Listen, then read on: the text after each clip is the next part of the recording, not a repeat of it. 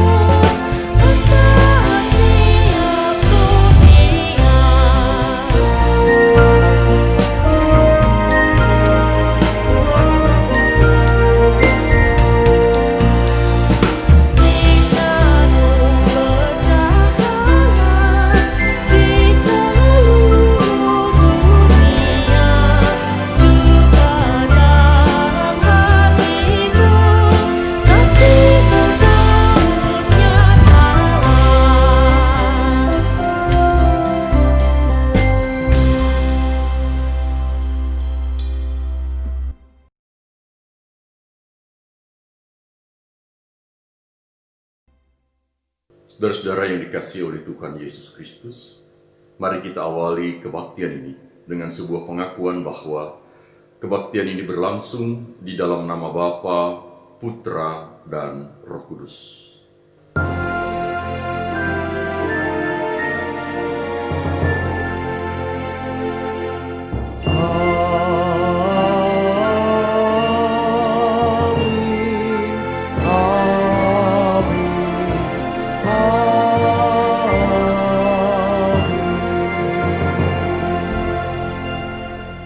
kasih karunia dan damai sejahtera dari Allah Bapa kita dan dari Tuhan kita Yesus Kristus menyertai saudara sekalian.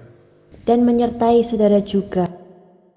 Saudara-saudara yang dikasihi oleh Tuhan Yesus Kristus, hari ini kita patut bersyukur oleh karena Allah kembali memberikan kesempatan kepada kita untuk bersekutu secara virtual tentunya, bersama dengan keluarga kita di rumah dan juga bersama dengan persekutuan GKI Darmo Satelit. Tema yang akan kita renungkan pada hari ini adalah hidup kudus di tengah arus dunia. Kita mencoba untuk merenungkan upaya kita untuk menjadi jemaat Kristen yang hidup kudus di tengah berbagai macam situasi, di tengah berbagai macam keadaan yang menyelumuti diri kita. Semoga Allah yang Maha Kasih berkenan untuk memberkati kebaktian kita pada hari ini.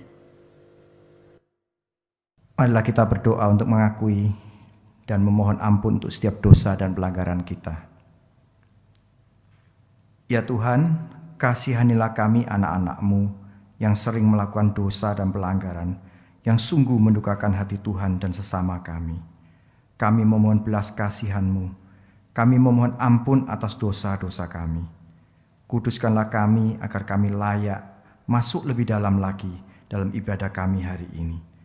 Ampunilah kami ya Tuhan.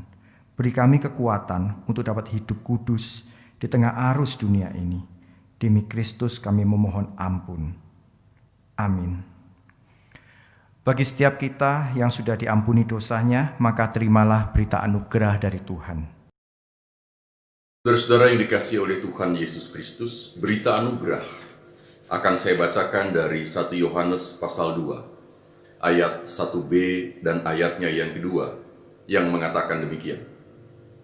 Namun, jika seseorang berbuat dosa, kita mempunyai seorang pengantara pada Bapa, yaitu Yesus Kristus yang adil. Dan Ia adalah pendamaian untuk segala dosa kita, dan bukan untuk dosa kita saja, tetapi juga untuk dosa seluruh dunia. Demikianlah berita anugerah dari Tuhan. Syukur kepada Allah.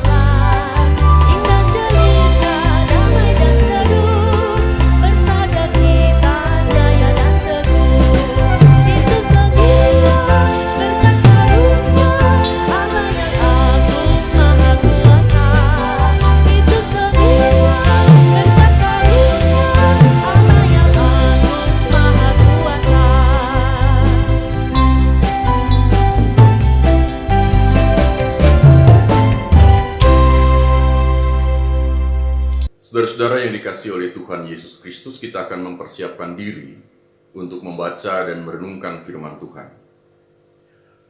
Mari kita berdoa memohon pertolongan Tuhan.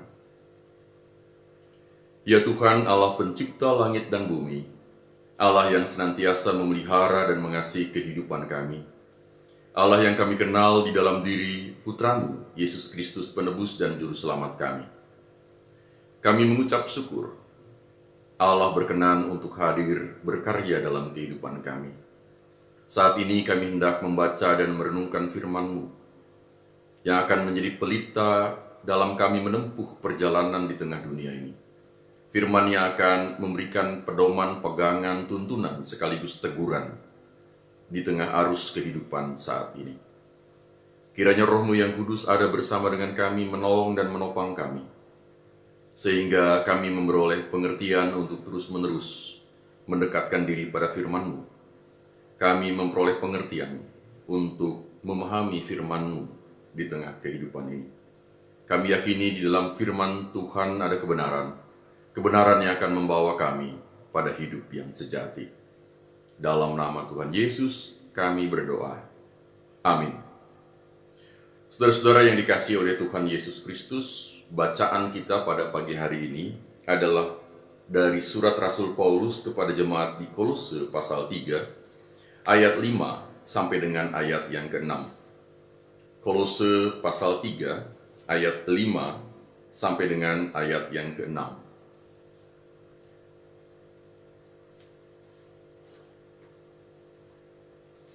Dikatakan demikian. Karena itu matikanlah dalam dirimu segala sesuatu yang duniawi, yaitu percabulan, kenajisan, hawa nafsu, nafsu jahat, dan juga keserakahan, yang sama dengan penyembahan berhala. Semuanya itu mendatangkan murka Allah atas orang-orang durhaka.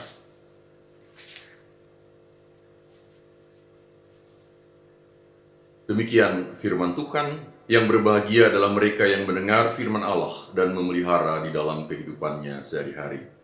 Haleluya. Haleluya, haleluya, haleluya.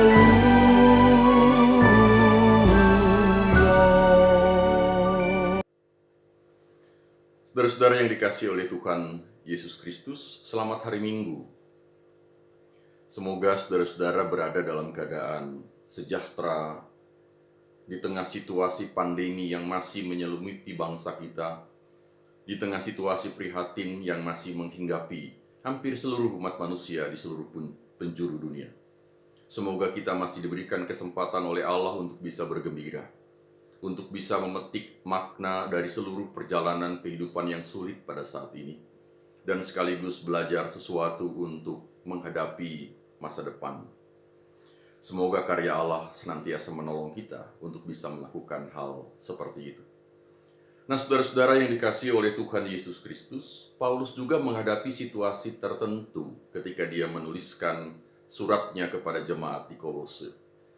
Paulus juga menghadapi situasi tertentu ketika dia menuliskan suratnya kepada jemaat di Kolose, situasi-situasi yang membuat ia merasa harus menuliskan surat dan terus-menerus mengingatkan jemaat, supaya situasi-situasi itu tidak menggerus kehidupan jemaat, supaya situasi-situasi itu tidak berdampak buruk di tengah kehidupan jemaat, tapi jemaat dikuatkan, jemaat dimampukan untuk menghadapi situasi itu, mampu mengambil keputusan dengan tepat, mampu mengembangkan hidup dengan tepat, dan bersandar pada apa yang menjadi karya dan penyertaan Allah di dalam kehidupan mereka. Apa yang dihadapi oleh Rasul Paulus di tengah kehidupan jemaat pada saat itu? Situasi yang dihadapi oleh Paulus macam-macam. Ada beragam pandangan di tengah kehidupan jemaat. Sebagai akibat dari pengaruh berbagai macam kehidupan masyarakat sekitarnya, ada berbagai macam pandangan, pendapat, gaya hidup yang menyelumuti dan mempengaruhi kehidupan anggota jemaat. Beberapa di antaranya menekankan soal ritus. Beberapa di antaranya menekankan soal seremoni ibadah yang berlebih-lebihan, seremoni agama yang berlebih-lebihan, dan itu masuk di tengah kehidupan masyarakat jemaat Kolose. Beberapa di antaranya melakukan penyembahan terhadap malaikat. Itu bisa kita baca pada bagian-bagian sebelumnya dari surat Rasul Paulus kepada jemaat di Kolose. Dan dalam kehidupan praktis, dalam kehidupan sehari-hari, ada pengaruh yang sangat kuat tentang pemuasan keinginan sebagai sesuatu yang benar. Ada pengaruh yang sangat kuat yang hidup di tengah kehidupan jemaat yang mengatakan bahwa pemuasan keinginan bukan sesuatu yang salah. Puaskanlah keinginanmu semaksimal mungkin. Karena itu bukan sesuatu yang salah. Bahkan itu merupakan keharusan bagi kehidupan seseorang atau kehidupan manusia. Dalam bahasa Rasul Paulus, Paulus mengistilahkan ini sebagai keinginan duniawi. keinginan duniawi, pemuasan keinginan duniawi yang dilakukan semena-mena dan tanpa memikirkan akibatnya di tengah kehidupan persekutuan dan di tengah kehidupan masyarakat atau komunitas. Nah, pengaruh yang terakhir inilah yang menjadi bagian dari keprihatinan Rasul Paulus.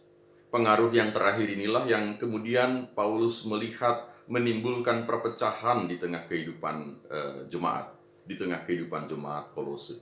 Karena itu Paulus kemudian menasihatkan kepada mereka. Paulus menasihatkan bahwa keinginan yang tidak baik tidak layak diberikan tempat. Keinginan yang tidak baik justru harus dihindari dan kalau perlu diusir dari tengah kehidupan seseorang, di tengah kehidupan jemaat. Keinginan yang tidak baik jangan diberikan tempat dan bahkan diberikan alasan seolah-olah dia menjadi baik. Keinginan yang baik jangan diberikan alasan seolah-olah pada akhirnya dia menjadi baik. Apa contohnya? Contohnya adalah kalau saya merokok. Kita sudah tahu persis bahwa merokok itu merusak kesehatan. Tapi saya kemudian memberikan alasan atau pembenaran terhadap kenyataan bahwa saya merokok. Dan saya mengatakan misalnya, saya tidak bisa bekerja kalau tidak merokok. Saya tidak bisa konsentrasi kalau saya tidak merokok. Alasan ini seolah-olah menjadi pembenaran untuk sesuatu yang merusak paru-paru kita. Inilah mengapa saya mengatakan bahwa keinginan yang tidak baik itu jangan diberikan alasan pembenaran sehingga seolah-olah keinginan yang tidak baik itu atau tindakan yang tidak baik itu pada akhirnya kita anggap sebagai benar. Nah, Paulus memberikan contoh dari perbuatan-perbuatan yang tidak baik itu. Paulus memberikan contoh dari perbuatan-perbuatan yang tidak benar itu.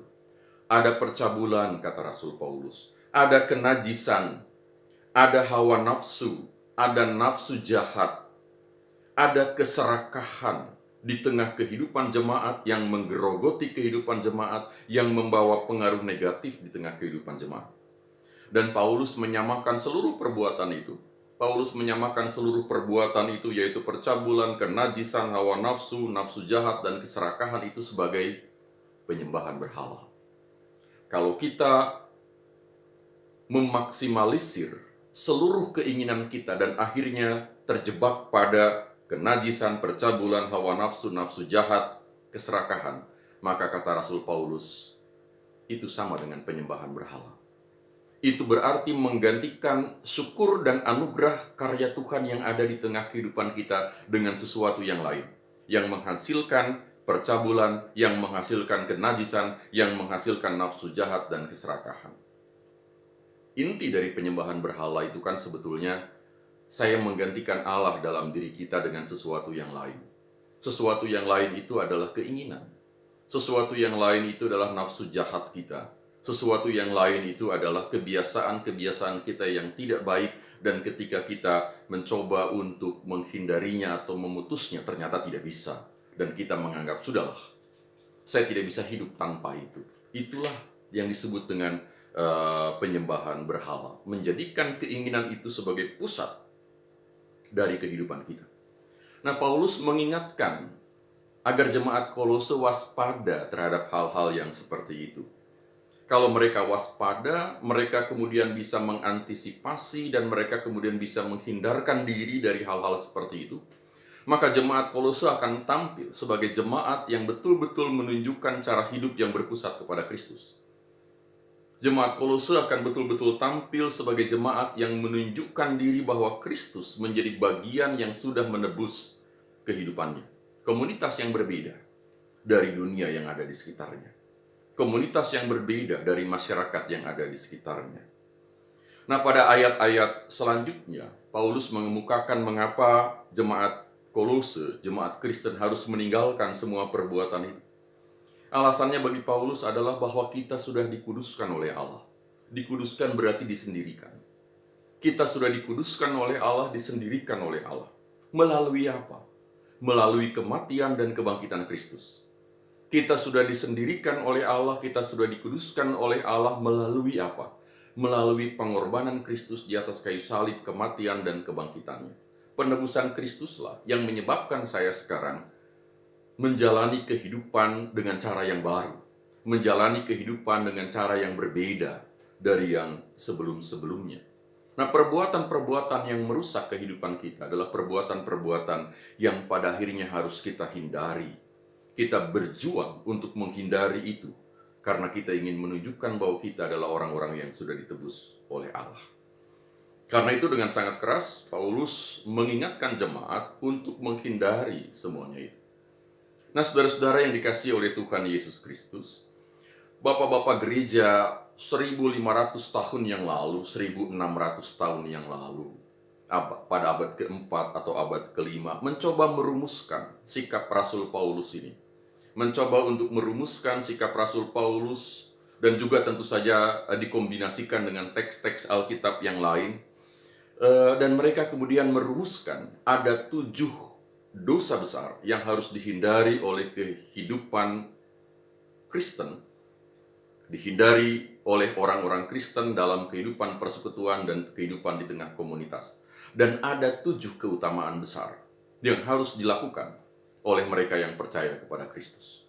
Dan ini mengambil dari tulisan-tulisan Paulus dikombinasikan dengan tulisan-tulisan yang lain. Apa itu 7 kejahatan besar? Dalam bahasa Inggris seringkali disebut 7 cardinal sins.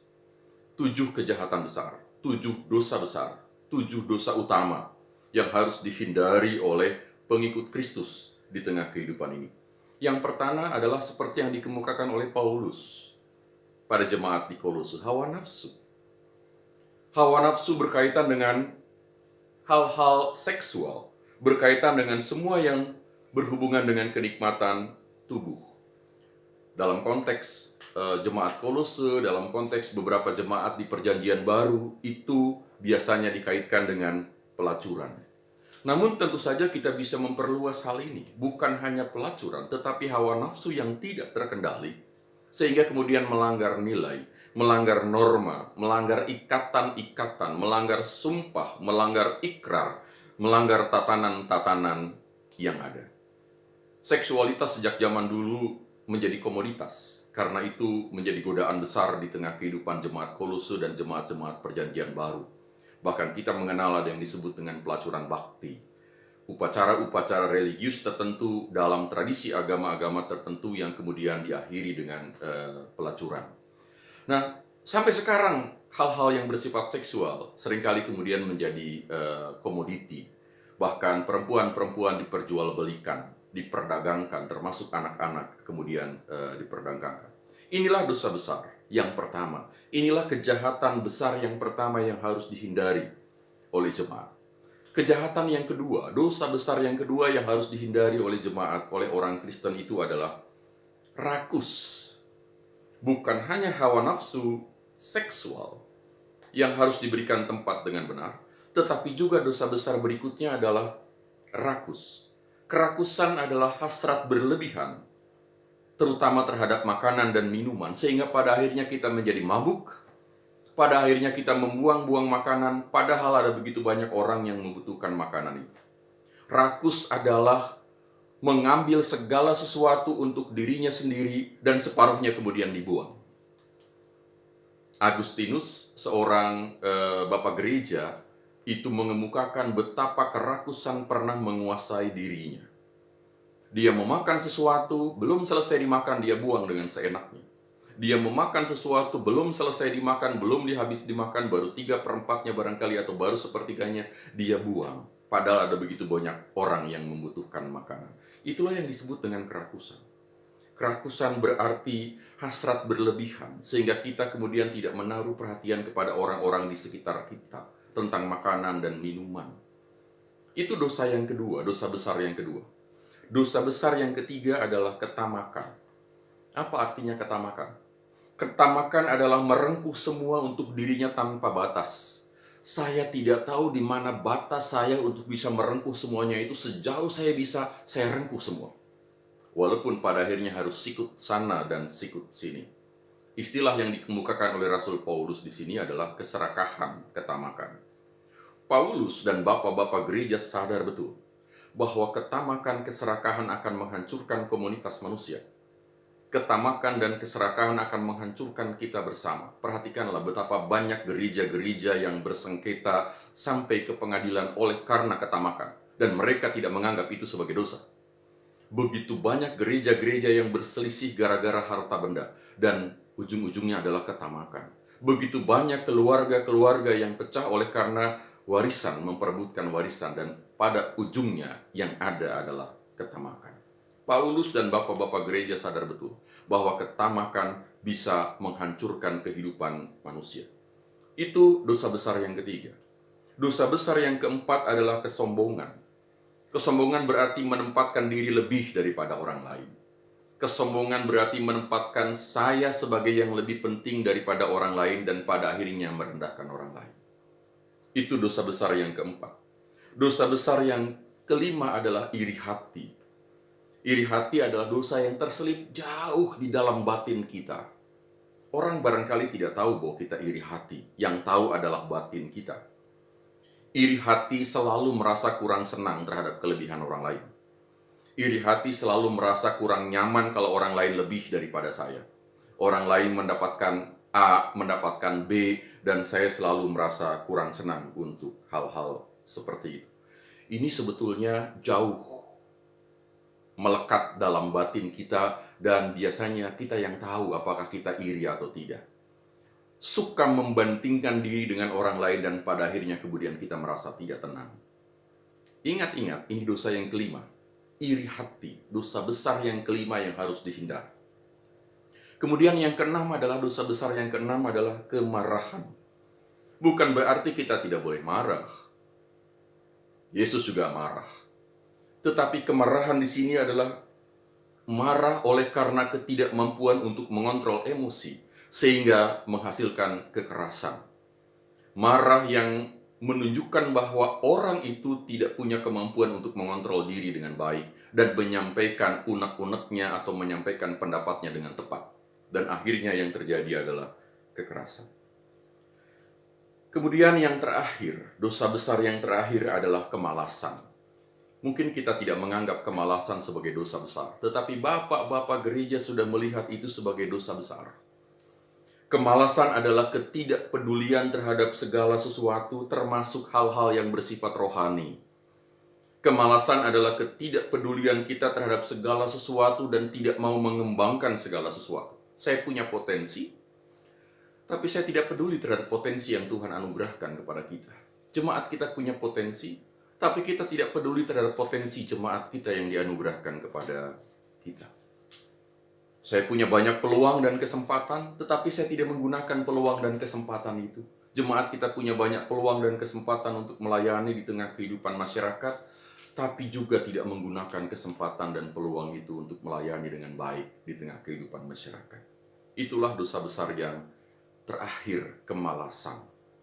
Nah, saudara-saudara, 7 dosa besar ini, jangan kemudian kita berpikir bahwa ada dosa besar kemudian dosa kecil. Tidak. Sebetulnya bapak-bapak gereja mencoba merumuskan dan kemudian mau mengatakan bahwa 7 dosa besar ini potensial untuk menurunkan dosa-dosa berikutnya. 7 dosa besar ini potensial, 7 kejahatan besar ini potensial akan menurunkan kejahatan-kejahatan berikutnya berentet, beruntun di dalam kehidupan seseorang. Perbuatan-perbuatan buruk kemudian akan mengikuti. Nah, saudara-saudara, celakanya dunia sekitar kita. Celakanya dunia sekitar kita termasuk dunia entertain yang kita lihat lewat televisi. Justru seolah-olah mengajak kita untuk melakukan hal-hal seperti itu. Justru dunia sekitar kita termasuk entertainment, termasuk sinetron-sinetron, seolah-olah mengajak kita untuk mengejar hal-hal seperti itu. Dunia hiburan seolah-olah mengiming-imingi kita bahwa kerakusan, bahwa ketamakan, bahwa hawa nafsu, bahwa kemalasan itu sesuatu yang menjadi bagian yang harus dikejar di tengah kehidupan ini. Ada begitu banyak tayangan televisi yang sebetulnya tidak mendidik, termasuk untuk anak-anak kita. Tetapi itu dinikmati setiap hari. Dan kita kemudian berimajinasi dan membayangkan bahwa itulah yang harus kita kejar. Kenikmatan seperti itulah, harta benda seperti itulah yang harus kita kejar. Kenikmatan seksual seperti itulah yang harus kita kejar di tengah kehidupan ini. Nah, saudara-saudara yang dikasihi oleh Tuhan Yesus Kristus, selain 7 dosa besar yang dikemukakan oleh bapak-bapak gereja, Bapak-bapak gereja juga memberikan imbangannya. Imbangannya adalah kita juga didorong untuk melakukan 7 keutamaan besar yang sudah dianugerahkan Allah di tengah kehidupan kita. Allah menganugerahkan 7 keutamaan besar yang diberikan kepada kita dan kita diharapkan mengembangkan itu. Sehingga potensi itu muncul, berbuah di tengah kehidupan kita sehari-hari. Apa 7 keutamaan besar itu? Yang pertama adalah kemurnian hati. Kemurnian hati berusaha untuk selalu hidup tulus. Berusaha untuk berkata jujur. Berusaha untuk membersihkan pikiran dari berbagai macam peluang yang tidak benar. Dan Allah memberikan kemurnian hati itu kepada kita sebagai potensi yang harus kita kembangkan di tengah kehidupan ini. Hawa nafsu hanya bisa dilawan dengan kemurnian hati.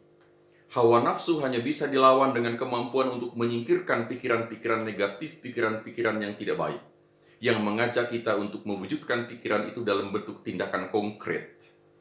Kemurnian hati ini yang pertama, yang diingatkan kepada pengikut Kristus, bahwa Allah menganugerahkan potensi agar kita mewujudkan kemurnian itu di tengah kehidupan ini.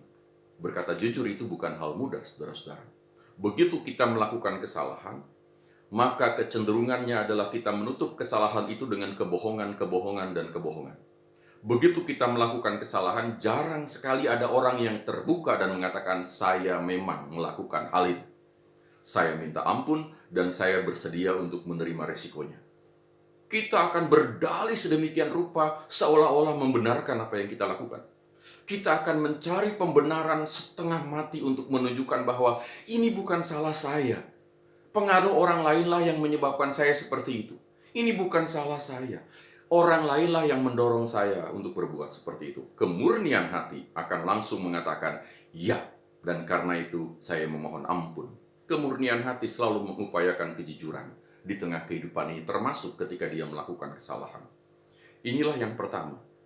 Yang kedua adalah kesederhanaan. Kesederhanaan berarti gaya hidup yang tidak berlebih-lebihan. Gaya hidup yang menghindari sikap berlebih-lebihan terhadap segala sesuatu, termasuk terhadap kenikmatan materi. Itu yang kedua. Dan Tuhan menganugerahkan kesederhanaan itu sebagai bagian dari potensi yang kita miliki. Keutamaan yang ketiga adalah kasih pengorbanan diri. Kasih pengorbanan diri berarti kemauan dan tindakan untuk mengedepankan kepentingan orang lain. Dan pada akhirnya mengorbankan kepentingan diri kita sendiri. Yesus adalah contoh sempurna. Dan kasih-Nya mempunyai kerelaan untuk mengorbankan diri. Yesus adalah contoh sempurna kasih yang mengorbankan diri. Dan pada akhirnya meninggalkan kepentingan dan ego dirinya sendiri. Kasih pengorbanan diri. Itu adalah keutamaan yang ketiga. Keutamaan yang keempat adalah kerajinan. Kalau tadi di 7 kejahatan salah satunya adalah kemalasan, maka lawan dari kemalasan adalah kerajinan. Rajin, tekun, gigih, etos kerja yang tinggi. Kita adalah Calvinisme. Kita adalah pengikut-pengikut Calvin. GKI adalah pengikut Calvin. Gereja saya pun adalah gereja Calvinis. Salah satu penekanan dari Calvinis adalah etos kerja. Salah satu penekanan dari Calvinis adalah ketekunan dan kegigihan. Tidak pantang menyerah, tetapi selalu mengupayakan yang terbaik. Itu yang disebut dengan kerajinan. Dan itulah keutamaan yang Tuhan berikan kepada kita. Itulah keutamaan yang Tuhan anugerahkan di dalam kehidupan kita. Kemudian keutamaan yang kelima adalah kesabaran. Kesabaran artinya kemampuan untuk menanggung sesuatu yang tidak ia sukai. Kesabaran adalah kemampuan untuk menahan sesuatu yang tidak tertahankan dengan cara yang baik, dengan cara yang bermartabat. Kadang-kadang kita mendapatkan ucapan-ucapan yang melecehkan dari orang lain. Itu tidak kita sukai. Ucapan-ucapan itu tidak kita senangi. Tapi kesabaran berarti kemampuan saya untuk menahan sesuatu yang tidak saya senangi. Kemampuan saya untuk menahan sesuatu yang menyebabkan saya merasa harga diri saya kemudian dilukai. Itulah yang disebut dengan kesabaran. Ada begitu banyak perselisihan terjadi oleh karena kita menganggap harga diri kita dilukai oleh orang lain. Itu adalah keutamaan yang kelima. Keutamaan yang keenam adalah kerendahan hati. Kerendahan hati berarti tidak merasa diri paling hebat, tidak merasa diri paling suci, paling baik, paling bersih, dan seterusnya. Dia suka melakukan pelacuran, saya tidak, berarti saya lebih baik. Itu bukan kerendahan hati. Dia tidak pernah ke gereja sementara saya rajin ke gereja. Itu bukan kerendahan hati. Kekristenan melihat ini sebagai salah satu keutamaan, kerendahan hati. Dan Tuhan menganugerahkan itu sebagai bagian yang tidak terpisahkan dari potensi yang ada di dalam diri kita. Kemudian keutamaan yang ketujuh adalah kebaikan hati, empati. Selalu punya rasa belas kasihan, selalu punya kemampuan menempatkan diri pada posisi orang lain, selalu punya kemampuan untuk merasakan kesulitan yang dialami oleh orang lain, mampu merasakan penderitaan orang lain. Itu pun dianugerahkan oleh Tuhan kepada kita, supaya kita bisa mengembangkannya di tengah kehidupan ini. Itulah 7 keutamaan yang Tuhan anugerahkan. Jadi kalau Paulus tadi berbicara mengenai berbagai macam tindakan jahat yang tidak baik, dirumuskan oleh bapak-bapak gereja dengan tambahan dari teks-teks yang lain menjadi 7 kejahatan besar, maka pada saat yang sama ada 7 keutamaan dalam tradisi gereja yang dianugerahkan oleh Allah kepada kita, sehingga kita diminta untuk mewujudkan itu di tengah kehidupan kita sehari-hari, termasuk di tengah kehidupan keluarga. Anda punya potensi untuk rendah hati, mengapa Anda tidak lakukan? Anda punya potensi untuk rajin, mengapa Anda tidak lakukan? Anda punya potensi kesabaran, mengapa Anda justru mengumbar kemarahan? Anda punya potensi kebaikan hati, pengorbanan diri, mengapa justru itu tidak dimunculkan di tengah kehidupan ini? Tindakan-tindakan keutamaan inilah yang seharusnya muncul. Dengan demikian maka tidak ada lagi, diharapkan tidak ada lagi orang yang kemudian akan berkata, saya tidak pernah pergi ke tempat pelacuran, karena itu saya adalah orang baik. Tidak pergi ke tempat pelacuran itu oke. Tidak melakukan seks bebas itu oke. Tapi pada saat yang sama, kekristenan didorong untuk bisa mengembangkan keutamaan-keutamaan yang sudah Tuhan anugerahkan kepada dirinya. Nah, saudara-saudara yang dikasihi oleh Tuhan Yesus Kristus, keluarga adalah tempat bagi kita untuk saling mendidik. Keluarga adalah tempat bagi kita untuk menghindari 7 kejahatan besar itu. Tapi sekaligus keluarga adalah tempat bagi kita untuk mengembangkan 7 keutamaan besar itu. Kita belajar kesabaran dari keluarga. Saya sebagai anak belajar tentang yang disebut sabar dari orang tua kita. Saya sebagai anak belajar yang disebut sabar dari ayah dan ibu saya. Kita belajar tentang yang disebut kerendahan hati juga dari keluarga. Kita juga belajar bagaimana pergumulan kita untuk menghindari dosa-dosa besar itu juga di tengah kehidupan keluarga. Kita belajar bagaimana orang tua kita, bagaimana ayah kita menghindari diri untuk tidak melakukan tindakan-tindakan koruptif juga di tengah kehidupan keluarga. Kita belajar bagaimana ayah, ibu, kakak, adik kita belajar untuk ngomong yang jujur, berbicara yang jujur, termasuk ketika dia melakukan kesalahan. Kita belajar juga kejujuran di tengah kehidupan keluarga. Keluarga adalah tempat bagi kita untuk mengembangkan keutamaan-keutamaan itu, sekaligus menghindari 7 kesalahan besar itu. Mari kita didik anak-anak kita untuk menghindari hal itu dan pada saat yang sama mengembangkan keutamaan-keutamaan itu. Mari kita didik seluruh keluarga kita, termasuk anak-anak kita, dengan peka terhadap kerendahan hati, peka terhadap masalah kemurnian hati. Kemurnian yang mampu menyebabkan dia menolak hal-hal yang tidak baik, menolak hal-hal yang tidak sesuai dengan norma. Peka terhadap yang namanya ketamakan, peka terhadap yang namanya kesabaran dan kerendahan hati. Dan karena itu, kemudian kita bisa mewujudkan diri sebagai orang-orang Kristen, pengikut-pengikut Kristus yang mampu memberikan sesuatu yang berbeda di tengah dunia ini. Pengikut-pengikut Kristus yang mampu memberikan solusi di tengah berbagai macam permasalahan yang ada. Pengikut-pengikut Kristus yang mampu memberikan harapan di tengah situasi yang barangkali nyaris tanpa harapan. Tuhan memberkati kita semua. Amin.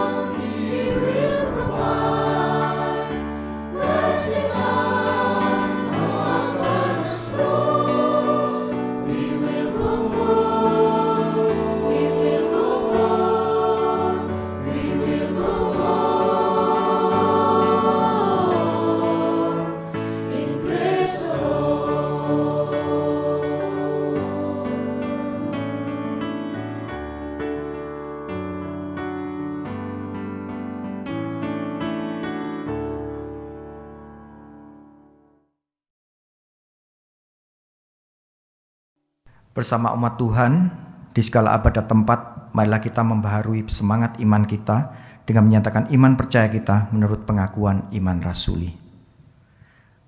Aku percaya kepada Allah, Bapa yang Maha Kuasa, Khalik langit dan bumi, dan kepada Yesus Kristus, Anak yang tunggal Tuhan kita, yang dikandung daripada Roh Kudus, lahir dari anak darah Maria, yang menderita sengsara di bawah pemerintahan Pontius Pilatus, disalibkan, mati dan dikuburkan, turun ke dalam kerajaan maut.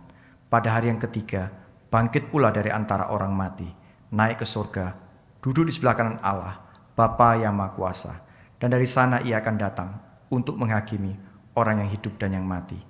Aku percaya kepada Roh Kudus, gereja yang kudus dan am, persekutuan orang kudus, pengampunan dosa, kebangkitan orang mati, dan hidup yang kekal. Amin. Marilah kita menaikkan doa syafaat kita, dan bersama-sama kita akan mengakhiri dengan doa Bapa kami yang akan kita nyanyikan. Tuhan Bapa kami yang di surga, Tuhan penolong kami, di tengah arus dunia yang terkadang kami takut melewatinya, mampukan kami bertahan, dan ajar kepada kami terus berjuang agar boleh hidup kudus di tengah-tengahnya, tetap menjadi berkat di tengah sesama kami. Saat ini kami berdoa di tengah pandemi COVID-19 yang masih berlangsung ya Bapa. Tolong kami ya Tuhan, agar kami boleh bertahan dan mampu melewatinya bersama Tuhan yang menggandeng dan menggendong kami. Yakinkan kami, Engkau Tuhan adalah Tuhan yang tidak tinggal diam. Engkau merenda sesuatu yang baik dalam hidup kami, dan pertolongan-Mu tidak pernah terlambat. Kami berdoa untuk mereka yang berjuang di garis depan di tengah pandemi ini, para dokter, perawat, tenaga medis, dan semua yang terlibat dalam penanganan pandemi ini.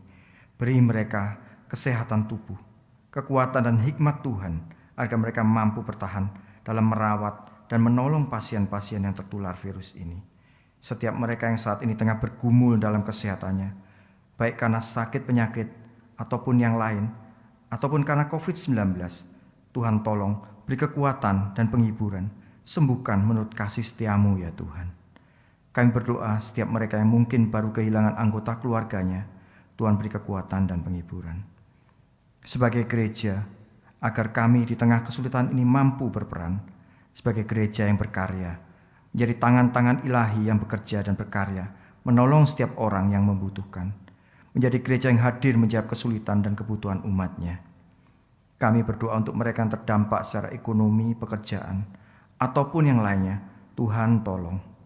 Kami berdoa untuk pemerintah dan bangsa kami yang berjuang dalam memutus rantai virus COVID-19 dan mengupayakan pengadaan obat ataupun antivirusnya. Tuhan berkenan menolong dan memberi hikmat surgawi dalam mengupayakannya. Kiranya pandemi ini boleh segera berlalu di bumi kami dan seluruh umat manusia. Tolong kami ya Tuhan. Doa syafaat ini kami panjatkan dan kami mohonkan dalam nama Kristus Yesus yang mengajar kami berdoa, doa Bapa kami.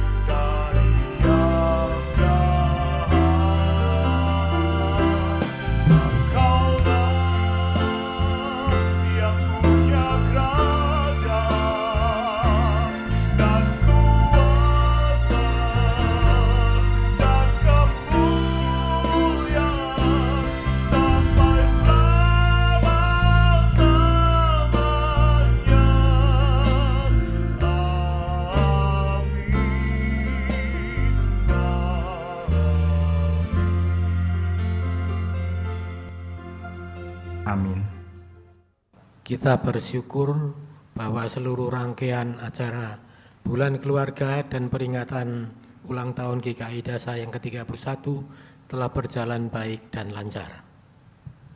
Oleh karena itu, pada hari ini, Minggu 27 September 2020, Bulan Keluarga GKI Darmo Satelit ditutup dalam nama Bapa, Putra, dan Roh Kudus.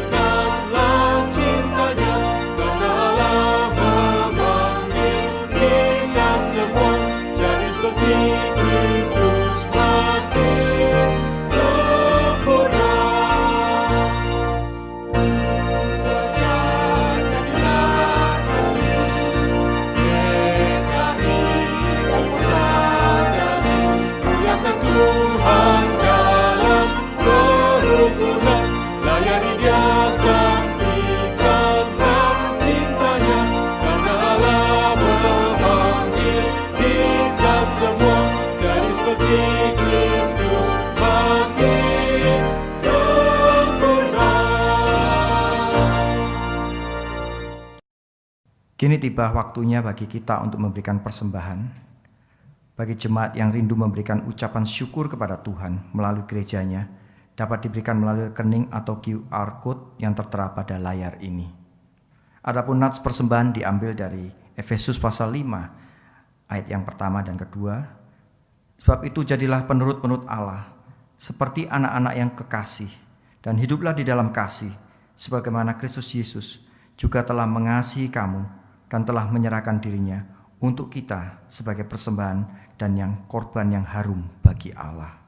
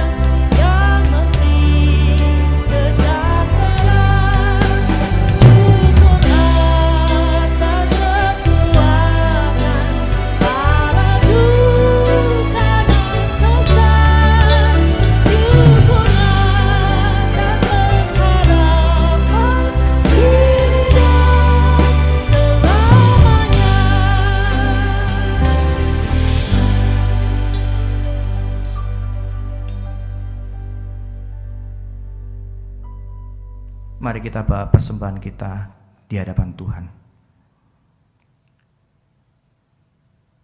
Bersyukur untuk setiap pemeliharaan Tuhan.